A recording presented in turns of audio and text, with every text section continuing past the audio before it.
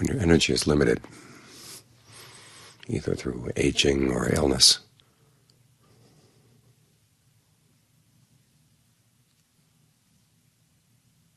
you want to be able to make the most of the strength you still have. Remember, as long as you've got breath, you've got some strength someplace. And if you haven't reached that point where you're feeling limited by aging or illness, you've got to prepare yourself, because the time will come.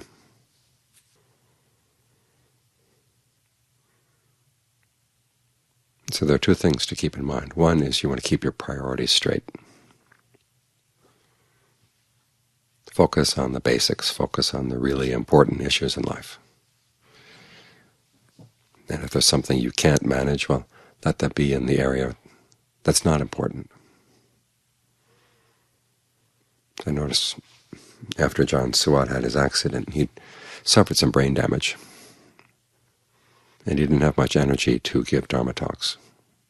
And so when he did give a Dharma talk, it would always be on the topic of the triple refuge, the Buddha, the Dharma, and the Sangha. This is the basic teaching.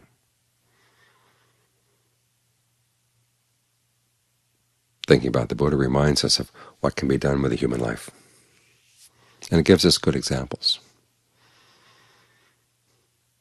I was talking with someone yesterday who was explaining why she wanted to go to Ajahn Mahabuddha's funeral, and she said it was his example of always being willing to fight that kept her going in the difficult parts of her practice.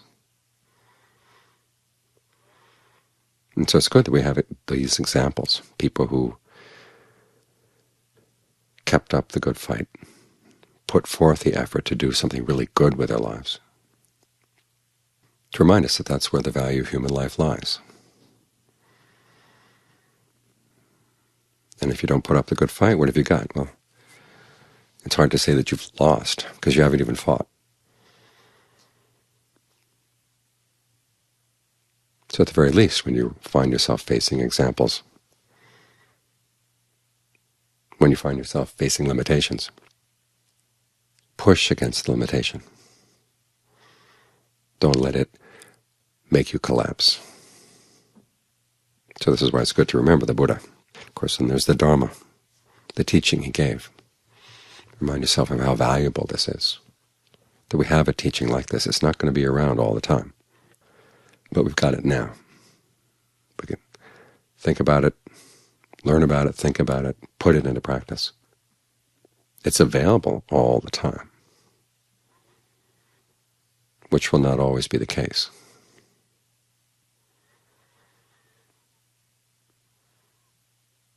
And so here again, it's good to remember what the basics are. Generosity, virtue, meditation, or virtue, concentration, and discernment. Keep focusing on the basics, even though they may seem awfully simple. Virtue, just rules to hold by. You may not feel we're very creative in holding to the rules, or that we're expressing ourselves. But then again, there are parts of life where self-expression and creativity are not the things that you need to bring. You need to bring a willingness to train.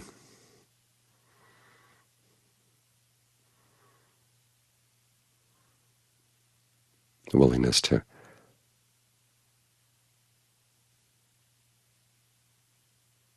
cut off some old patterns of behavior that you may have liked, and to see what happens when you try to be as harmless as possible.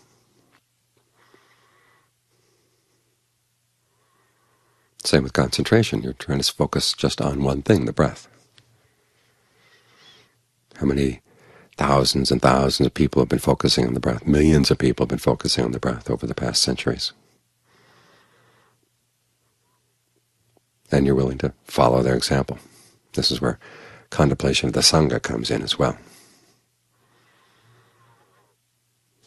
These were people who were willing to say, maybe we don't have to forge a new path, simply forge that path of the Buddha left behind. It may have some weeds overgrowing it right now, but you do your best to clear away the weeds.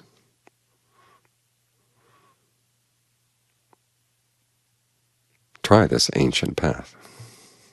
The Buddha himself said it was an ancient path that he had discovered. The example he gave was someone who had gone into the jungle and found an old road, an old path.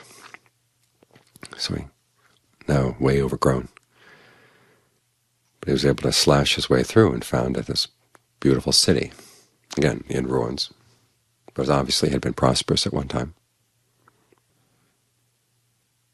So that's what the Buddha did. He had refound or rediscovered a path that was already there.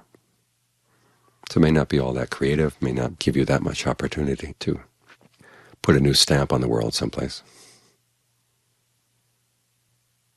But the fact that it's been followed, and followed to such good effect by many, many people, should give you a clue. That's something that's worth tailoring your activity to, rather than you're trying to tailor it to your preferences.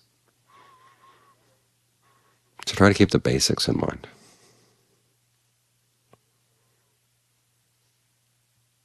The virtue, the concentration, the discernment, the example of the Buddha, the Dhamma, and the Sangha.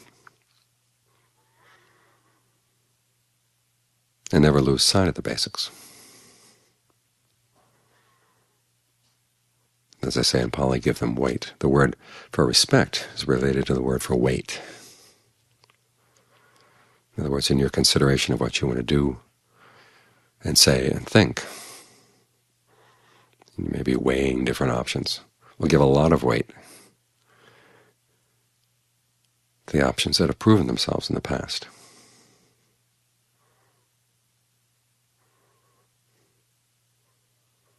And many times they're very simple things. This practice we have of chanting every night, this goes way, way back.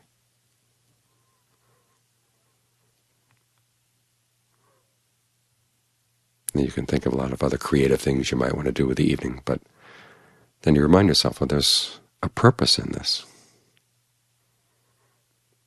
Get certain ideas repeated over and over and over again, certain phrases, certain passages get repeated over and over again. They really get into your bloodstream. They get into the rhythm of your body. You find when you're walking, all of a sudden you're carrying the rhythm of the chant in your walk. It's good to have it there, because what's going to be there if you don't? Well, they're commercial jingles and pop songs and who knows what we've picked up from the past that's embedded itself in our bodies and our minds.